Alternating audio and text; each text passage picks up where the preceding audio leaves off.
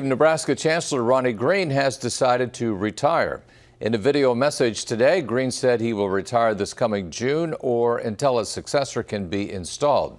He served 7 years in the role of chancellor and 13 years at the university in all. He called his work at the university a privilege and an honor.